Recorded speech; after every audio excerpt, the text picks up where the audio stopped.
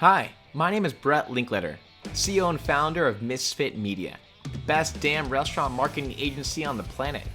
Here at Misfit, we help restaurant owners grow and scale their business through strategic online marketing practices. Right now, you're listening to our podcast, Restaurant Misfits, where we'll discuss all things related to restaurant marketing, management, and everything else in between growing a restaurant business. This podcast is also brought to you in collaboration with Total Food Service. For over 30 years, Total Food Service has provided the restaurant and food service industry with exclusive interviews to the latest news on products, trends, associations, and events. You can sign up for a free monthly subscription by visiting totalfood.com today. And from all the misfits over here, we hope you enjoy the show. Cheers.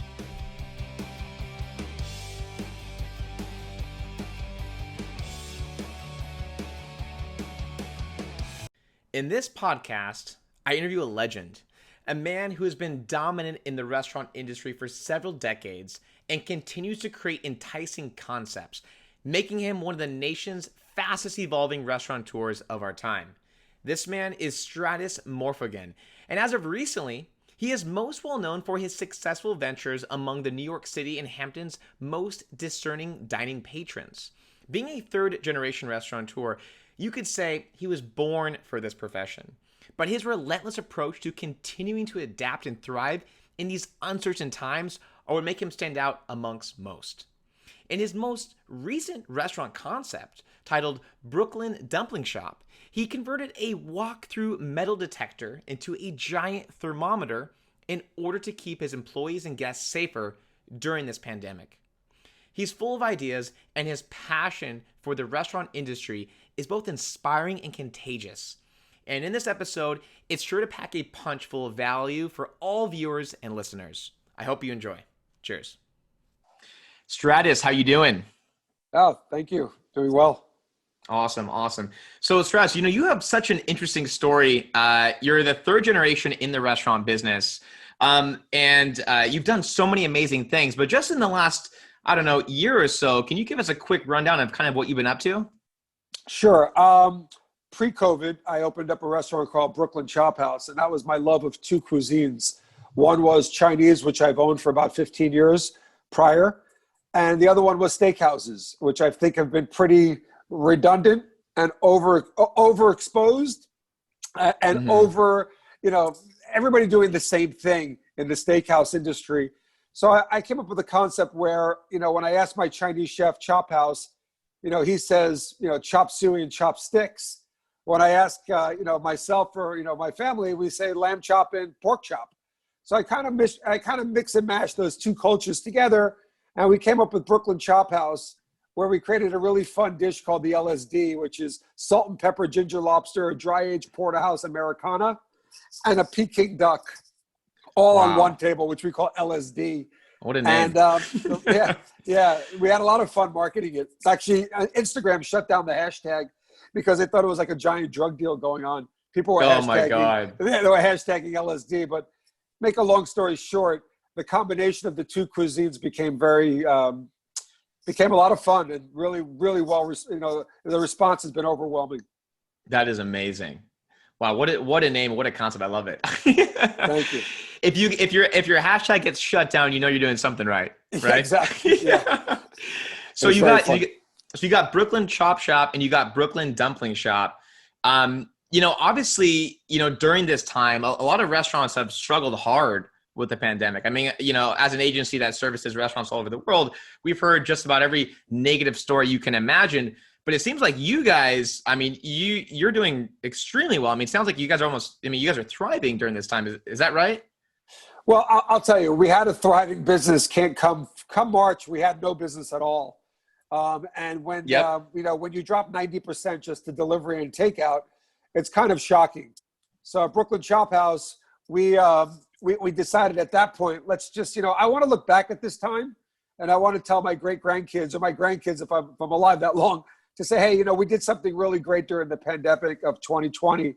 So what we did is collectively with Cisco Foods, Voss Water, 4-5 Coffee, wine companies. With that, we put everybody together and we started donating meals to first responders at hospitals. And then and we did it underhandedly. We didn't really want to expose it. I don't believe charities should be exposed.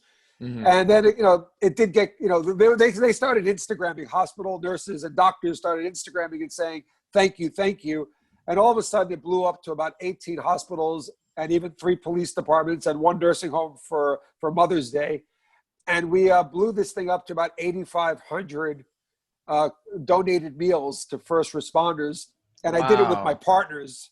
And I got to tell you, that was the most fulfilling part of this COVID shutdown.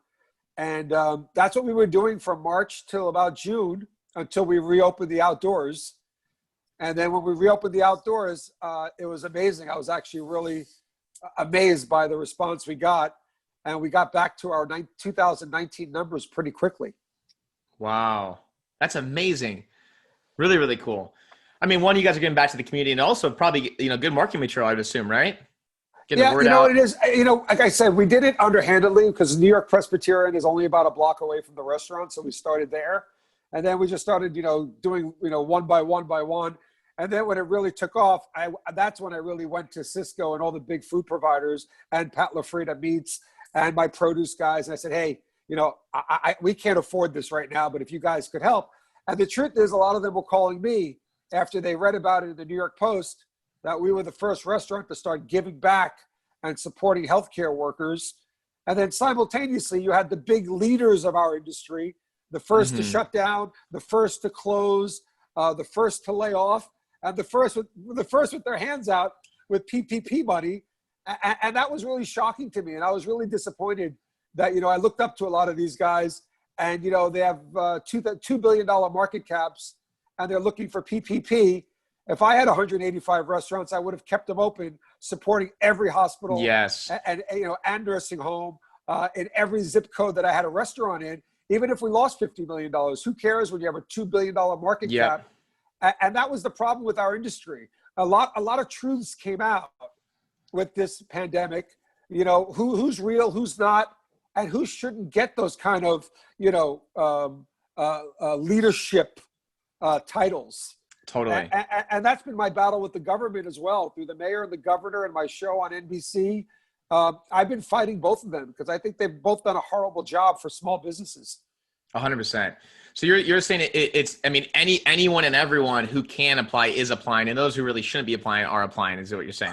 To the point of fraud. I mean, I'm not going to name it, but you'll probably figure it out. But when I have 185 restaurants, I'm a public company, and instead of to get under the 500 employee threshold, which is the law of receiving PPP, they filled out 185 separate applications. To me, that's fraud, and a bunch of them did it.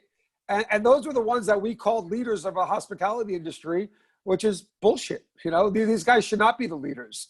They should be looked at and looked at, and the books should, hospitality schools should look at them now and say, hey, this is what you don't do during a pandemic, during a downturn market like this. They did exactly what you're not supposed to do. And I'm quite surprised because those companies were pretty respected in my eyes. They were, not anymore. 100%. And are those companies, I've heard from a lot of, Yelp is reporting that 44% of restaurants have now closed and will not be reopening. Would you say a large majority of those that are closed are independent or chains, or kind of a mix of both from what you've seen? Listen, I think it's both, but that also leads into like the reopening committee. Reopening committee shouldn't be a guy that has 1,800 restaurants and lives on a $100 million yacht, or it shouldn't be a billionaire that has, 1,000 restaurants. It should be the mom and pop that own a 40-seat cafe in Brooklyn. It should be the immigrant that came from Central America that has a little bodega in Queens. Yep. These are the ones that should be on the reopening committee. Why? Because they've experienced pain. And the only way you could come to solutions on how we can improve and how we can re-enter the market is through pain. And that's the issue when you have governors and mayors saying, hey, let's just get this guy, let's just get this guy, let's just get this guy, because they're so-called the biggest. And these are the wrong types that should be leading us back into the industry. So you're saying, so there's a committee, are you talking about specifically in New York, that's allowing certain restaurants to open up and certain ones not to?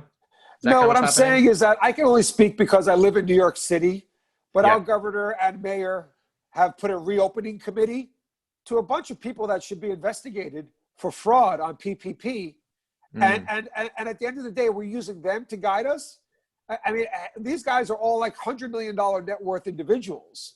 Yeah. The guys, the men and women that should be guiding us to reopening are the small mom and pop shops. Because again, they don't know how to pay their mortgage that's tied up to their home, that they got that money, they refinanced their home to open their business. Yeah. You know, the pain, they can't sleep at night. They're worrying of what's going to happen tomorrow. These are the ones that should be in the reopening committee, not the ones that are living on $100 million yacht, and not the ones that have, you know, hundreds of millions of dollars of net worth. They'll be fine. But, so you know, are they? Well, and what I'm not extremely familiar with all the terms that they're creating, but what are some of the terms that they are recommending for reopening, and what are some of the policies they're putting in place? Just broad strokes, like one size fits all. And that's not at all true. And look what's happened in New York. The governor and mayor both said in March, as a tri-state area, New York, New Jersey, Connecticut, we are all going to close and reopen together. So people just don't drive in a car and go over the bridge and have different set of rules. Yeah. All bullshit. Because what happened was New Jersey opened at 25%. Connecticut is at 75% indoor dining. And then the worst part of it is the outer boroughs of New York City are all 50% indoor dining. But us being in New York City, myself being in Manhattan, the most expensive rent zip codes in the country, we can't open 50%. And then the reason being is because Sweden and Hong Kong had a resurgence in COVID. And that's the reason why we're afraid to open restaurants in a city. And my answer to them was, really? I want to see the data in Nassau County. I want to see the data in Westchester. I want to see the data in Syracuse. I don't want to hear about Hong Kong. I don't want to hear about, overseas. I feel bad for them, and I'm with them. But all I care about is what's going on around me and around 100%. our industry as New York City restaurateurs, for you to decide that we should remain closed. There is no science. There is no science to support New York City restaurants being closed. And that's why I'm part of the $2 billion lawsuit, the class action suit that we filed against the governor and the mayor and the city of New York. Yeah. I mean, many of our clients that are in the New York area and also around the world, I mean, they're saying it's unconstitutional what's going on. I mean, it's absurd, right? It is. It's completely unconstitutional. And they will lose. If this does get to court, Jim Rodriguez is our lawyer. He's the one that opened up all the gymnasiums. They will lose if this ever gets to court. And I don't think New York City or the state of New York have the money to pay that kind of money. But it leads me into this. If you want to shut us down because you believe that's keeping the economy and the industry and society safer, great. Where's the check? Yeah. How am I paying the rent? Just let me know what you're doing about our rent check. Because if you're going to keep us shut down, they don't think this through. And the reason why they don't think this through is because they've never run a business before.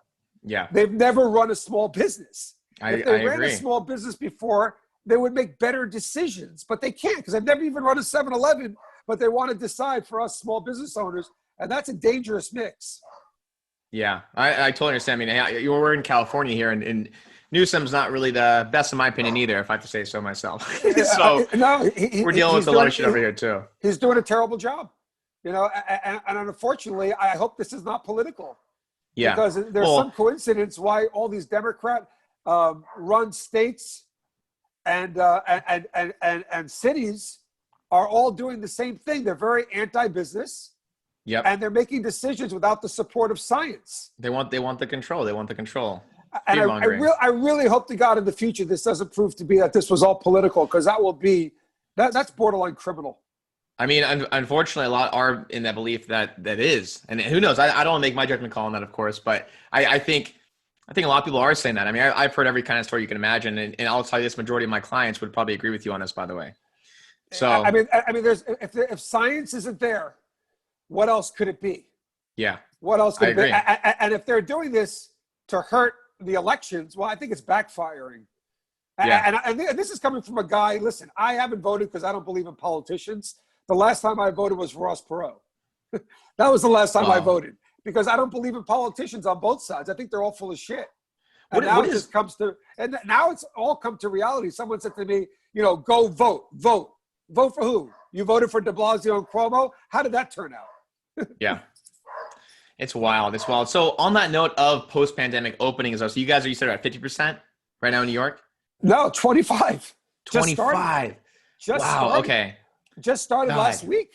Okay. So, but you've still, it seems like with that, which is incredible for you guys, because that is, I mean, oh man, 25%. And that is really tough. And I respect you guys for making it work. I mean, that's brutal, but you have been making it work and you've had some pretty unique approaches to reopening. You said that, is it Brooklyn Dumpling Shop is now 100% contactless as of now? Yeah. Right? So, I mean, Brooklyn Dumpling Shop came off. We basically, the dumplings at Brooklyn Chop House became so successful. We converted a bunch of sandwiches into dumplings, the pastrami, the bacon cheeseburger, the Philly cheesesteak, the lamb gyro, even French onion soup. We converted them all into dumplings. And that really took off. So now we've basically made a complete restaurant out of it. And it's called Brooklyn Dumpling Shop. And the first one is opening up on St. Mark's on the Lower East Side in Manhattan. And what it is, it's 32 types of dumplings, 24 hours a day, but it's completely contactless. We're bringing back the automat. And this model was written in 2019 for economic purposes only, because we can basically bring our payroll from 30%, which is industry norm, down to 15 by cutting out cashiers and having the consumer control the ordering process from their phone, and with a barcode, they can open up their heated or refrigerated locker to pick up their food and beverages without any interaction with the staff. Oh my God. Can you, so we call it the Tesla of automats, because automats been around for 120 years. That is amazing. But what RPI Industries and Ondo Technologies did with Panasonic, we all worked together. And we came up with, we added the bells and whistles after COVID, like a UV light will hit the locker box every time the door automatically closes. All the self-ordering kiosks, if you don't order by phone, you could actually use your phone as a remote control instead of touching the kiosks. So everything is contactless. And how are you doing that? Is it like via QR code that's at each seat, or how are you guys making that work? Yeah, so what happens is when you place the order, it'll say Joe Smith. You say, I want to pick up my order at 1:30. And then you'll receive a barcode. And when you receive the QSR barcode, you actually appear at the restaurant. You scan your barcode, and then the locker doors automatically open that are designated to that code. Oh my God. That is amazing. We're really Are you guys first to market to do this? I've never heard of anyone doing this. Yeah, so the automat was created by Horn and Haddard in 1910. And they had 5 locations in New York and Philadelphia. And I started doing a lot of research on their economics. This is summer 19. I wrote the business plan. And I saw how their payroll was always under 20%. Because remember, the consumer was really having a relationship with the locker. What happened with that is, interesting enough, they went from 5 to 36 locations post-Spanish flu in 1922. Oh my God. So that to me really resonated with me. Obviously, as I'm being, I'm sitting home for 3 months. I started reading up on Horn and Haddard, and it's quite an interesting story. And it was glamorized in Hollywood in the 30s, the 40s, the 50s, even to the 60s. What happened in the 70s is technology failed the automat, because you got to remember, lunches became $2 and dinners became $5. Not too many people had $5 in quarters in their pocket. So there were no dollar bill receivers or credit card processors. So what happened was basically, people rather just go to a McDonald's or a Wendy's or a diner where they don't have to wait online to cash a $10 bill for quarters. So technology failed the automat, which really, really intrigued me, because now technology can be anything you want it to be. And that's what we did. And that is so amazing. And obviously, I don't want to say this, but I feel like I should say this, but the timing for you really was perfect with this whole situation with COVID, of course, right? It was very strange, because we wrote the plan using the automat system in 2019, and we did it for economic purposes only. And then this hit. And efficiencies, because remember, a lot of mistakes are done at the cashier. I can't imagine any fast food restaurant still using cashiers. It makes no sense. Not with technology. So we just added a couple of COVID bells and whistles, like the UV lights, heated and refrigerated lockers. Oh, We added since that. COVID, you've had that. Yeah, we added those 2 or 3 things. That was it. And then we converted a metal detector into a giant thermometer. That's at the entrance. And if you're over 99.7, it says no entry. I'm sorry. If you're over 99.7, no entry. So, Under 99.7, it says welcome. so let's talk about that real quick. So you literally took a metal detector, you put it at your door at the entrance. So whenever anyone walks in, how does it work exactly? How did you do that? Well, the problem I had with hospitality is right down to my bone, to my soul. As you said when we started the conversation, was I'm third generation. I live, breathe, eat, sleep hospitality. And I can't imagine me saying, "Hi, Joe Smith, reservation for 4.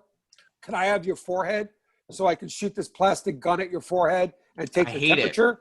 I just think that is everything we're not supposed to do in hospitality. But I do know that we have to be safe, or at least safer. And with that, I said, okay, what about if we could do something where you could just walk through and your temperature can be taken without stopping, basically. And then I used to own nightclubs. So I remember when we did special events, like for big concerts or whatever, we had a metal detector, especially after 9/11. And I went back to Zone Technologies and I said, hey, what about if we take all those components off and we put thermoscanners on it? How could that work?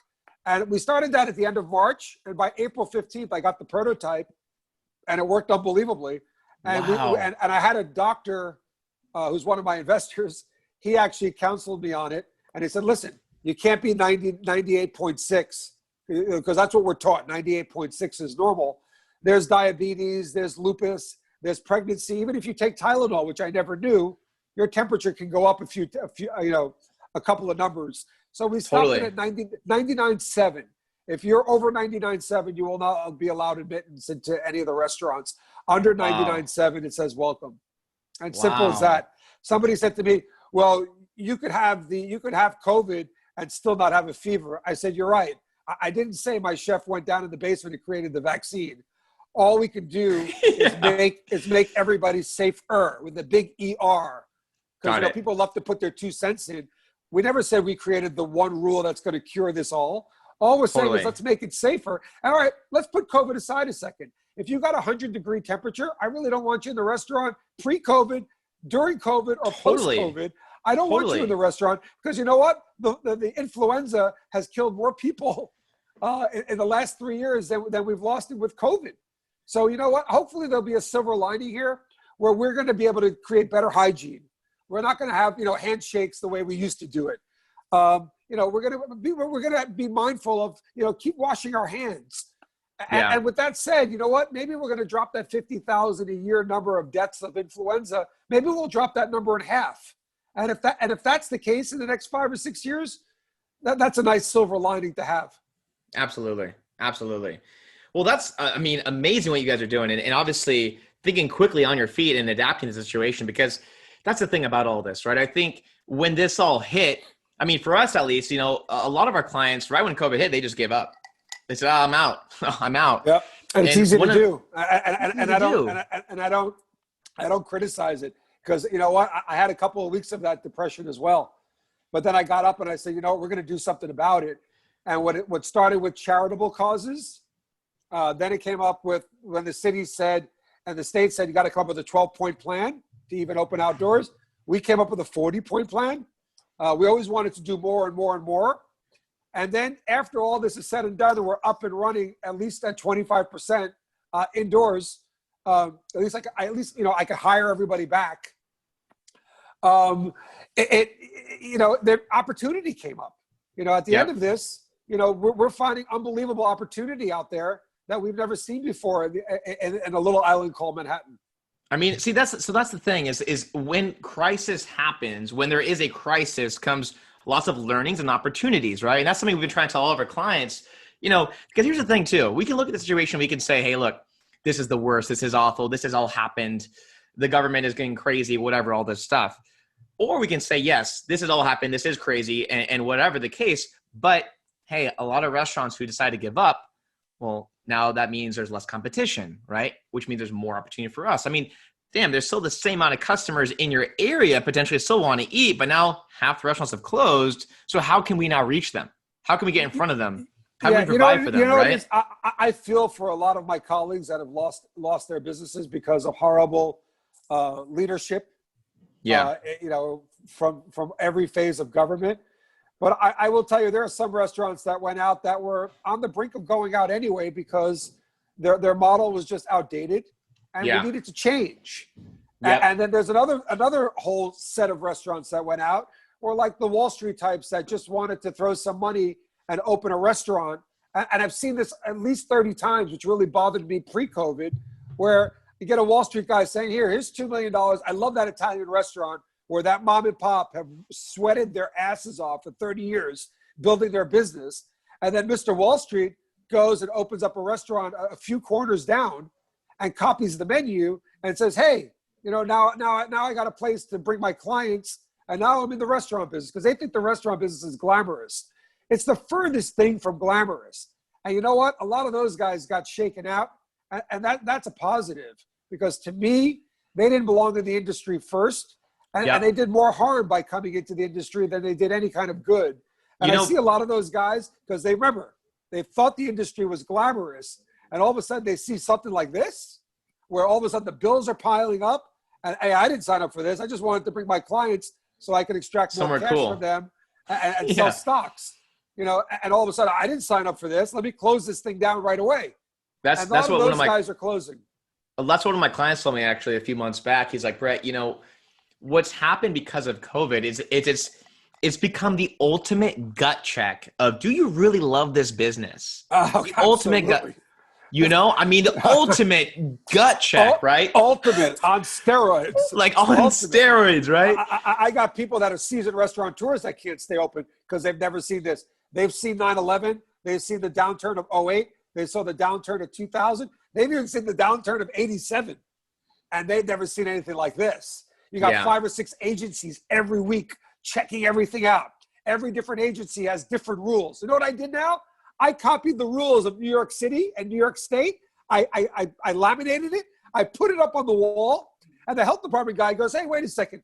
These got to be 6 feet apart. I said, well, it's impossible for me to do 6 feet apart on this section, but I have full barriers, literally 8-foot plexi barriers. Oh, my and God. listen to this. He goes, well, that you can't do. It still has to be 6 feet, even with a full barrier. I said, well, look at this. And I show him the laminated rules from the city. And he's like this. Oh, I never saw that. Really? Oh, God. And if I didn't show you this, you're ready to give me a fine. And that's the problem now with these city agencies and state agencies. They don't even know what the rules are themselves. How are we supposed to know them? Yeah. I mean, not to go too far into politics, but my whole thing is that I just want freedom. Small government, stop making all these rules, especially when you don't know what you're even doing. I mean, come on. They don't know what they're doing. This has been the message from all my clients. I mean, it's hilarious. I mean, but it's also sad. It's messed up. It's like they're serving. You can't help but think, are they serving their own agenda? Do they even know what's going on? What is really happening here? Because I hate to call it out, but there's no science to justify these massive closures. There's no science. What's crazy to me is keeping the kids out of school. I mean, come on. What is the risk for a 10-year-old kid right now? I mean, so I had a show on NBC. We just finished it called Rebound, and part of that was, you want me to send my middle schoolers back to school. You want me to do this, you want me to do that, but you can't allow my restaurant to be 50%. How does that make any sense? And if you don't know, if you know in New York City, we were supposed to open July 8th, 50%. So watch this. They think opening a restaurant is a light switch. They don't realize that it takes 2 weeks or 3 weeks for like something that we do, because we had 200 seats. So we had to go to 100 seats, get all our dry perishable, non-perishables, get our liquor, rehire staff. We need 3 weeks to get ready for July 8th. And guess what they did on July 6th? You're not opening.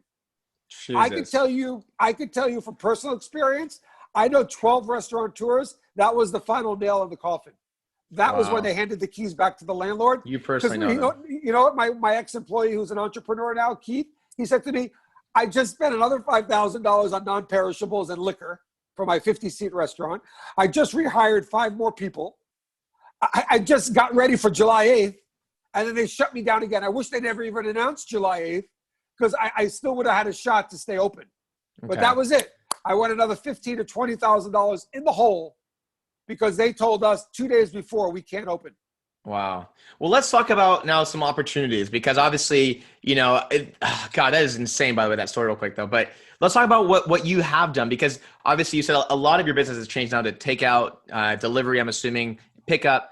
How have you been getting the word out about your business? How do people know about these new options? How do people know about this new contactless option that you have that's so unique?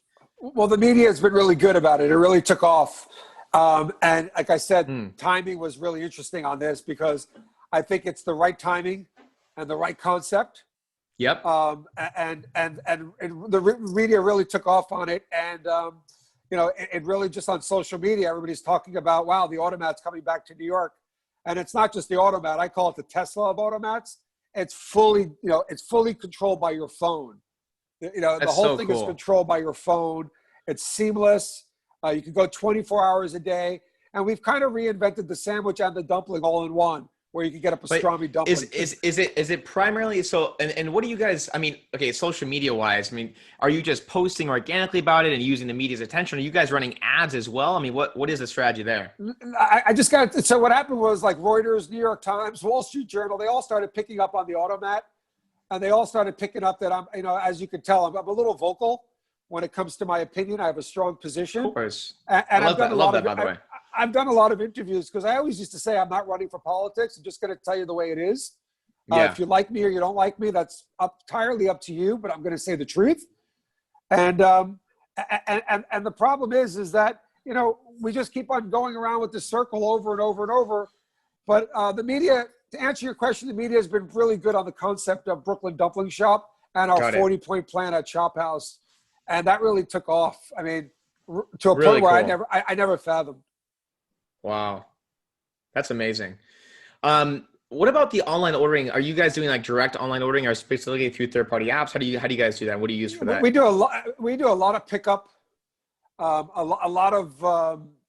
We do the third-party apps. And I will tell you that we actually in New York City, it's funny.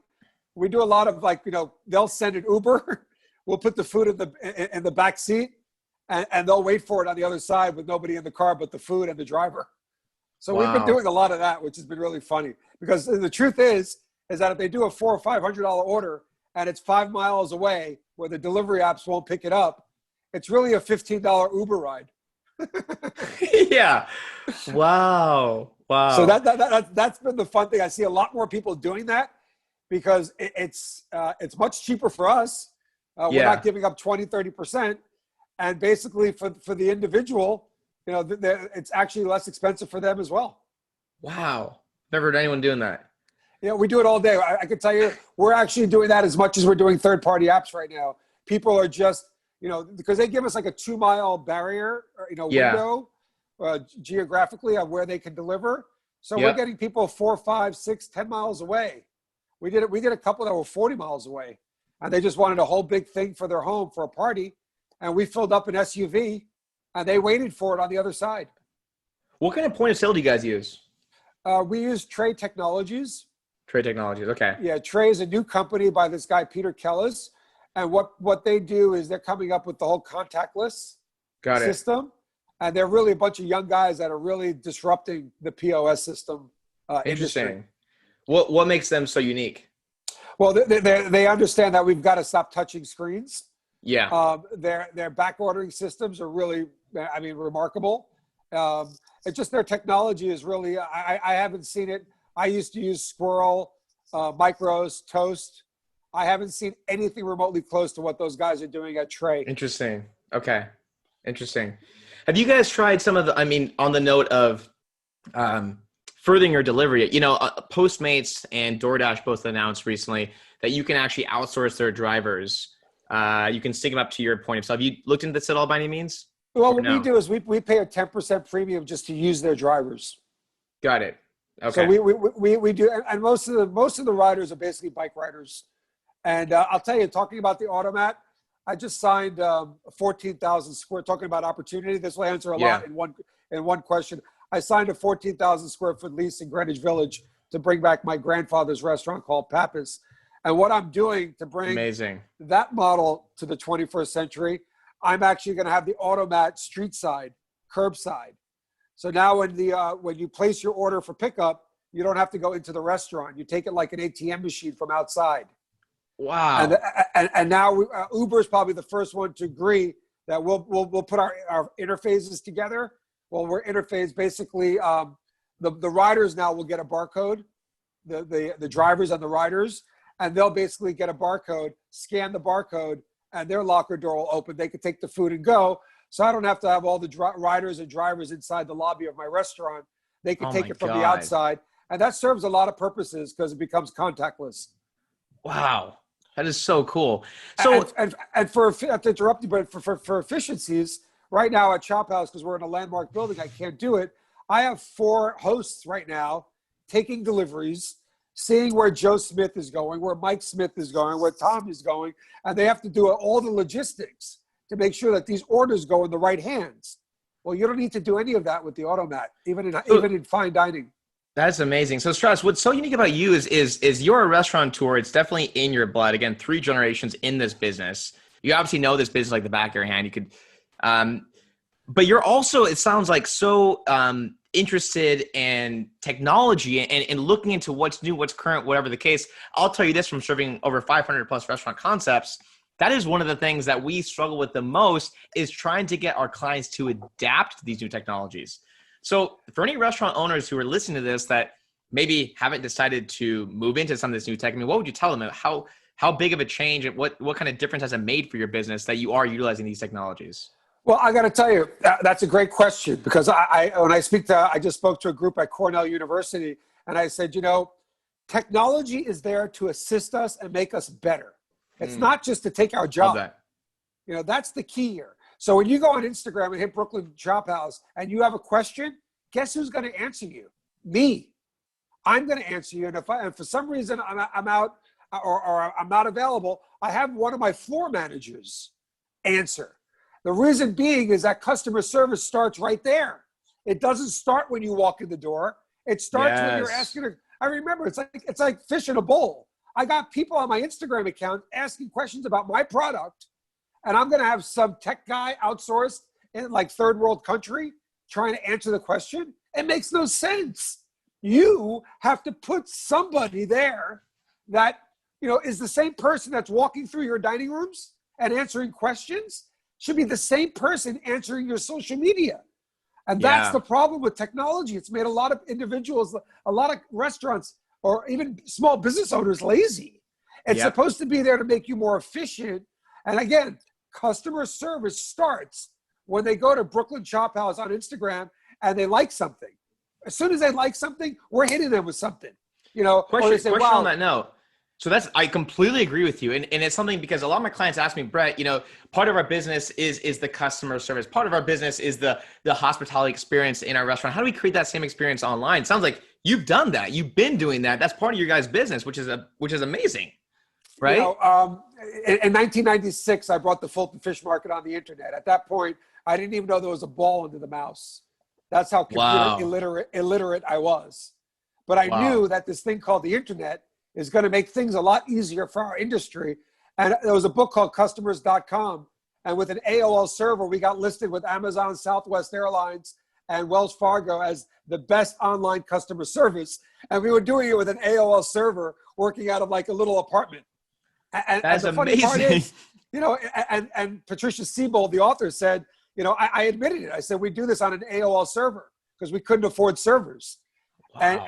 And she's like, and look at you. You're up there with Southwest Airlines, Amazon,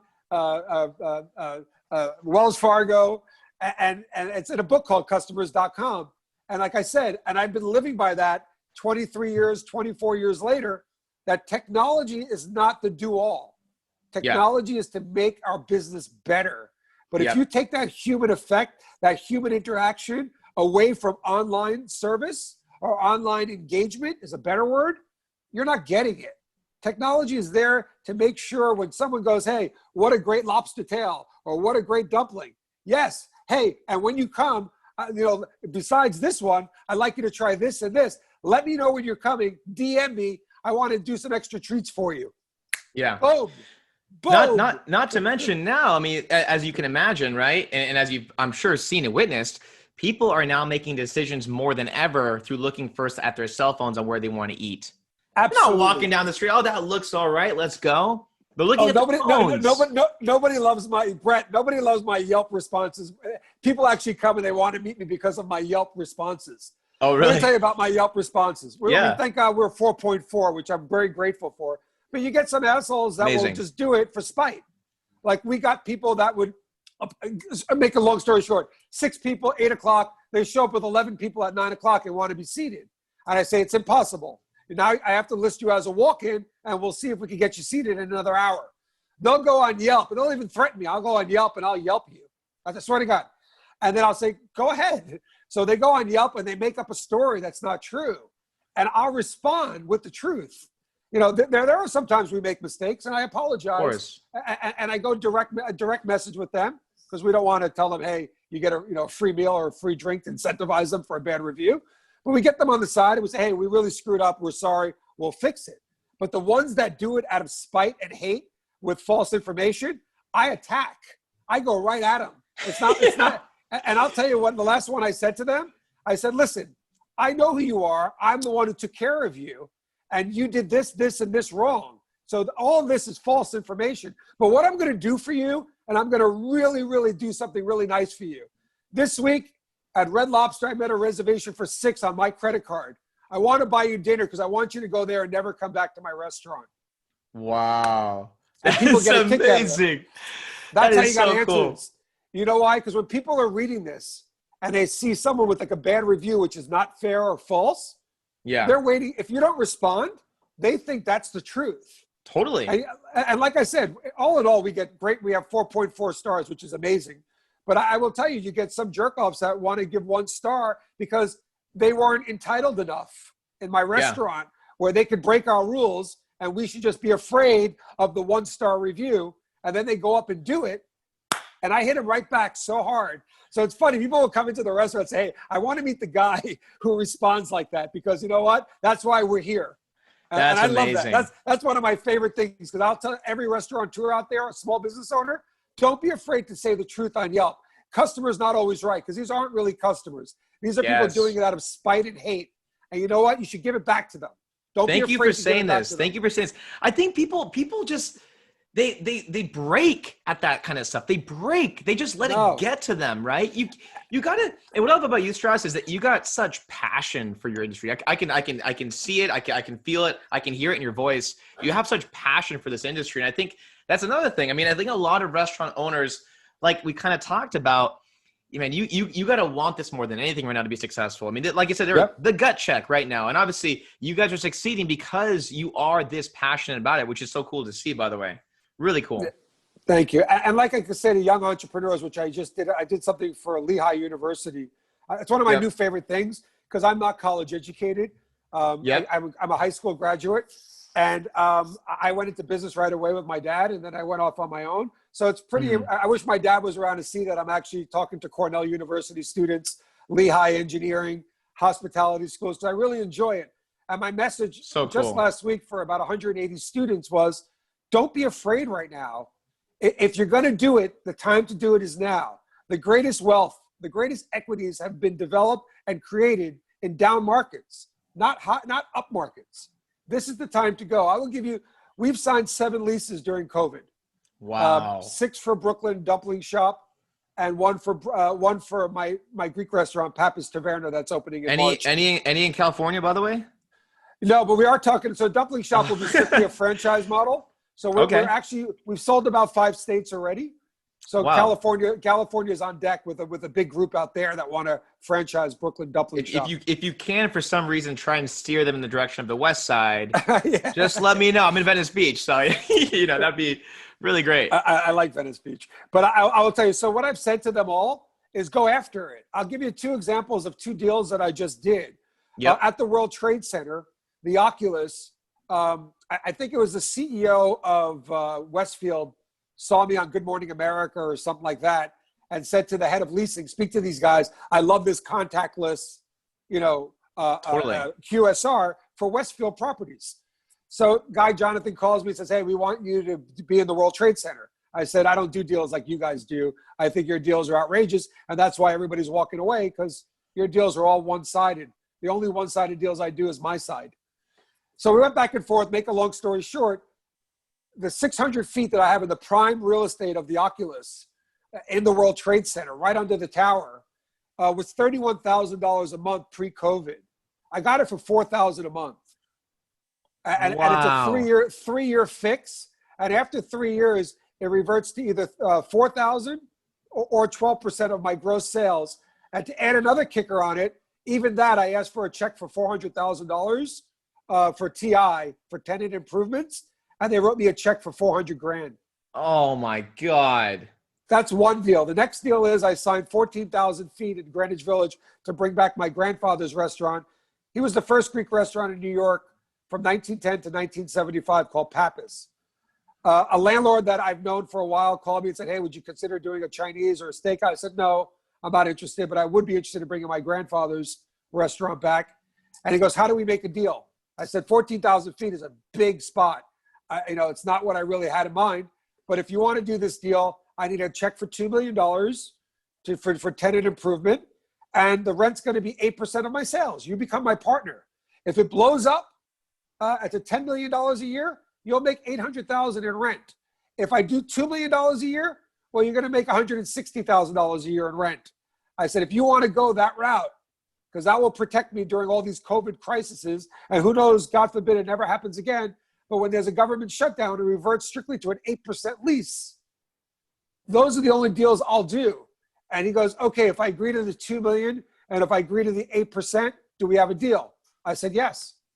And then it was recorded in the New York Post last week as the largest hospitality deal in Manhattan, in New York City, at 14,000 square feet. That is so incredible. And I think for so many people, I mean, that is a genius deal, by the way. I mean, that's amazing.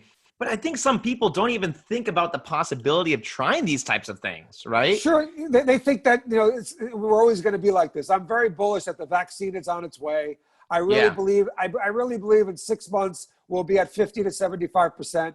I believe in a year we'll be back 100%. I strongly believe it. One of my friends bought a 6-story building, and the closing date was September 12th, 2001, 30 feet away from the World Trade Center. All his investors backed out. They all said, oh, it's a cemetery down there. This is the day after 9/11. He went in and bought the building for $5 million, and today it's worth $140 million. Oh, my God. And all his investors backed out because they thought the World Trade Center will remain a cemetery. We need to learn from these things. It's as bad as it looks, as bad as it feels, as scared as we are. You need to jump in the fire and not run away from it. That is incredible. Jesus. So what are some things that other restaurant owners who are listening to this should be thinking about right now? I mean, what are some other opportunities that you see?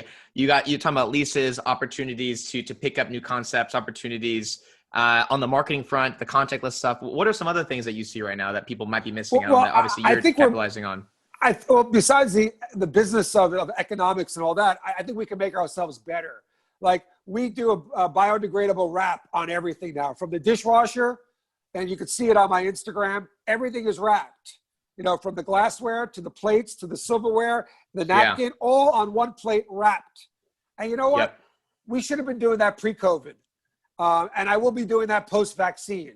Because if you think about it, when you go to a great hotel, they wrap everything when it comes to your room. And the reason being is because it's safe.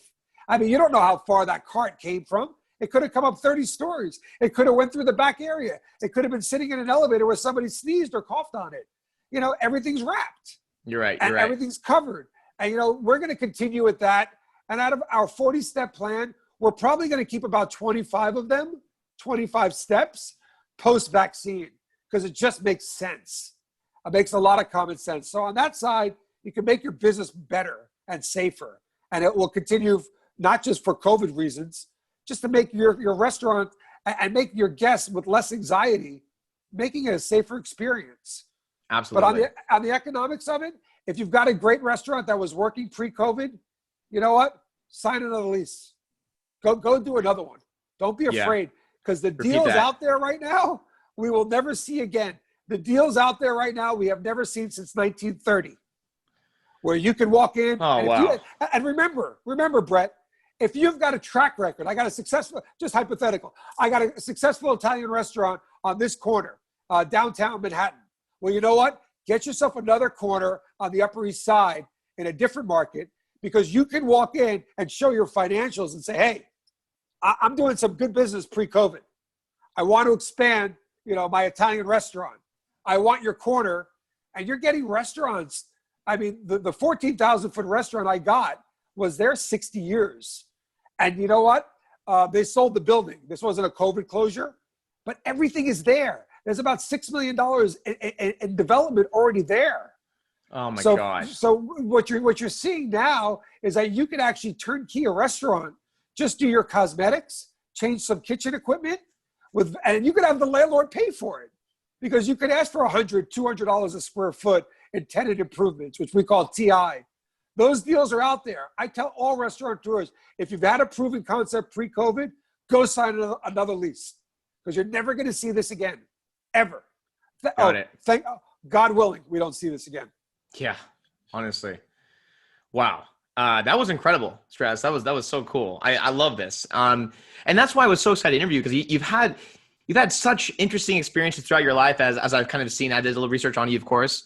And what you're currently doing now, I mean, you're continuing to innovate. You're continuing to better your restaurants day by day, it seems like. For any restaurant owners, again, listening to this, that maybe haven't quite opened yet, or have opened but are a little bit rocky, what's kind of some advice you would give them as of right now? What should they be doing right now to improve their business? First, you got to fine-tune the mothership. Fine-tune your baby, the one that's existing. Fine-tune it. We all can do. I've done a lot of fine-tuning. Things that I didn't even think of that were right in front of me. And I can get you my 40-point plan. I posted on my Instagram. I mean, there's so many things in there that are just common sense. So fine-tune the mothership and then expand. I'm telling you, every proven restaurateur, you go into any landlord's office and you say, hey, I got a 10-year track record. I got a 5-year. I got a 2-year track record. Here are the financials for my little Italian restaurant. Look at the bills I'm paying. Look at the money I'm making.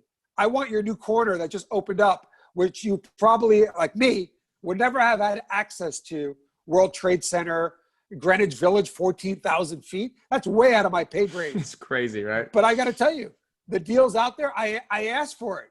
I said I need a check for $2 million. I need an 8% lease. The asking rent for that space was $120,000 a month. No shot am I putting that on my forehead. No shot am I putting that on my shoulders. So all I could tell is restaurateurs now, if you do have a proven concept, landlords are dying to speak to you. Go do it. Got it. Well, Stratis, again, that was incredible. You have such an amazing story. That was such an incredible interview. Thank you so much for your time. Thank you. And again, if you are considering looking at other franchisees that do want to open up your new concepts, please look into Venice Beach. I would really love to be able to stop by, something local. But anyway, again, thank you so much for your time, and we'll be in touch real soon. Appreciate it. Stay safe, everybody. Thank you so much. Absolutely. Thank you.